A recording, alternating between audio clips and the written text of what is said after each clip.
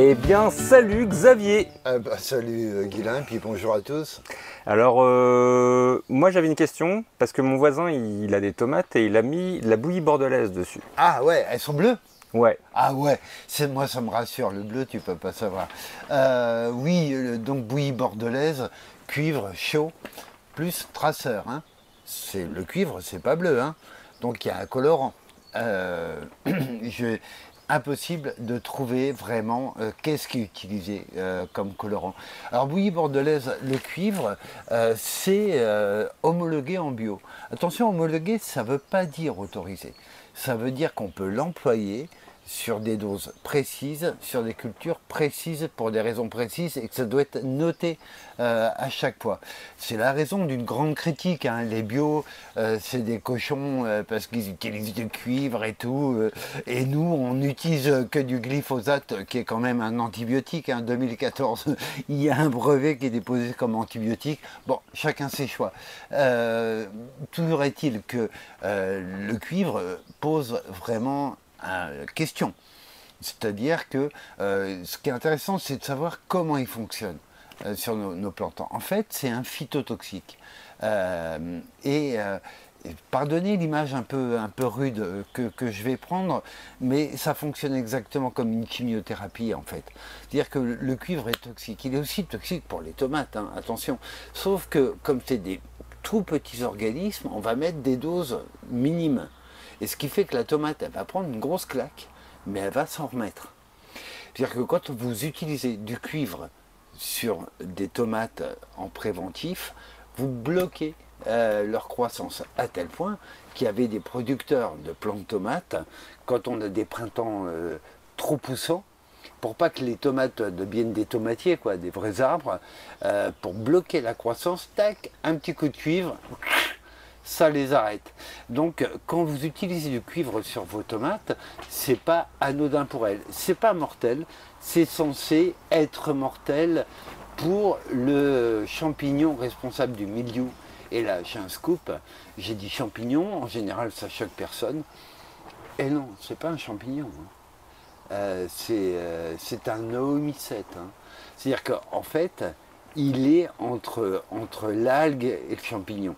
Mais ce n'est pas un champignon. Par contre, et ça c'est super important, dans votre sol, ce qui transporte la matière organique une fois minéralisée, qui permet l'alimentation de vos plantes, là ce sont bien des champignons.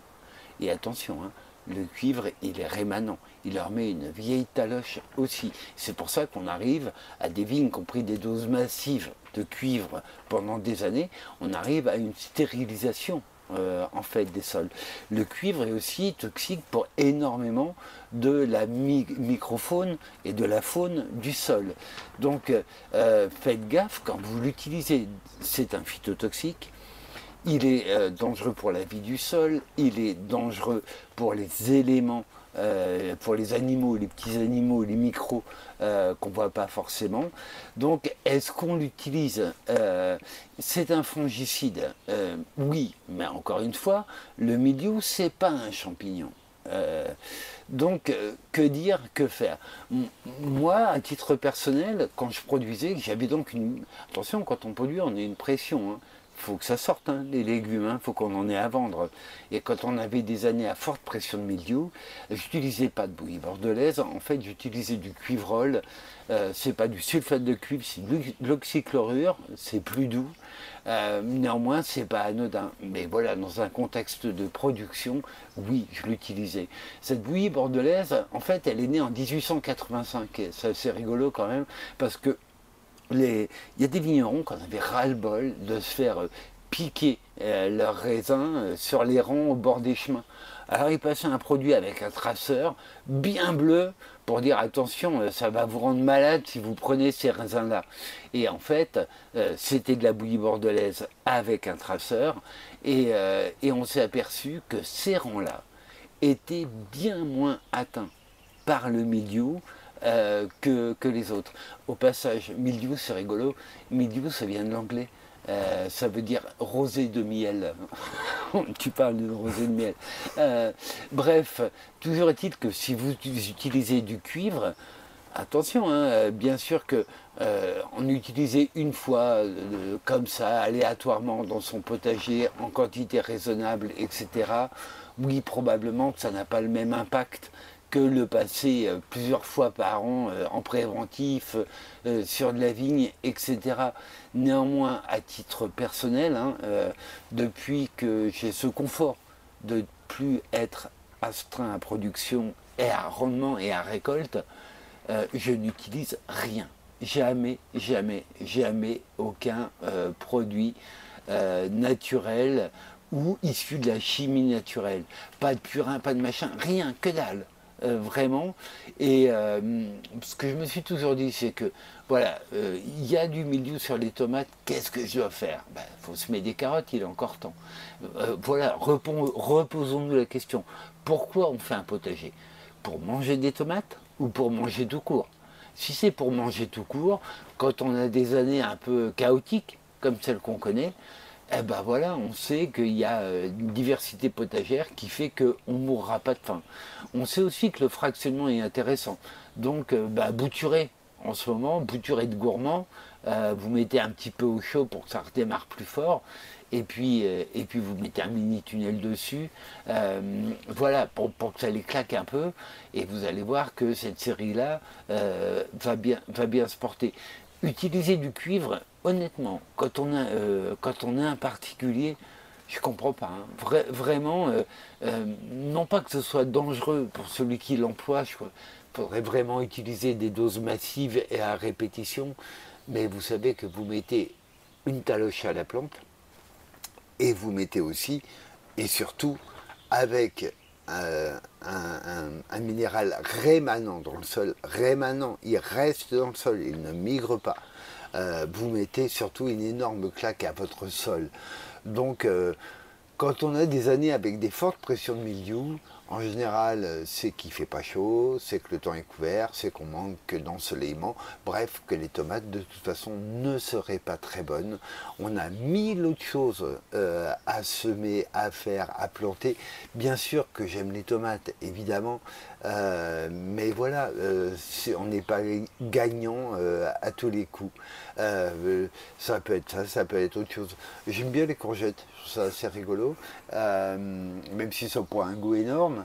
Mais des courgettes, là je vais attendre. Je me suis fait blinder de pucerons dessus. Elles sont dans un état, les malheureuses.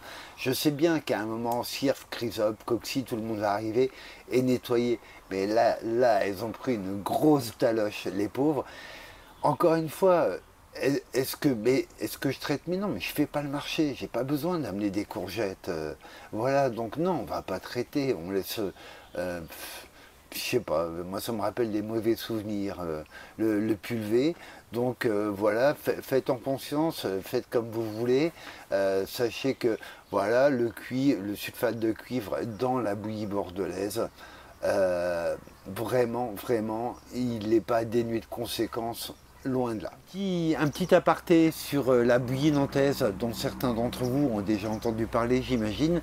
Donc bouillie nantaise, à la différence de la bouillie bordelaise, c'est avec du soufre, hein, c'est une bouillie sulfocalcique, elle qui a un effet fongicide, qui a un effet aussi anti-acarien, insecticide. Faites gaffe avec le soufre. Surtout, vous mettez bien des lunettes. Hein. Faut pas que ça touche les yeux, hein, ce truc. Hein. Je vous assure que ça...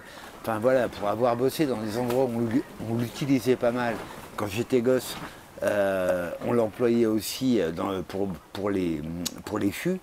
Je peux vous dire que c'est dangereux, hein, ce truc-là. Hein. Donc faites vachement gaffe avec ça. Donc voilà, en conclusion, un fongicide qu'on utilise pour des éléments qui ne sont pas des champignons. Par contre, dans notre sol, on a des champignons qui, eux, sont indispensables. On a zéro pression, on n'est pas obligé de produire, on ne fait pas le marché et on ne va pas mourir de faim pour autant. Est-ce qu'on utilise ce type de produit? Chacun fait en conscience. Personnellement, je n'en emploie pas et je m'en porte pas plus mal. Eh ben super, à bientôt Xavier. À bientôt.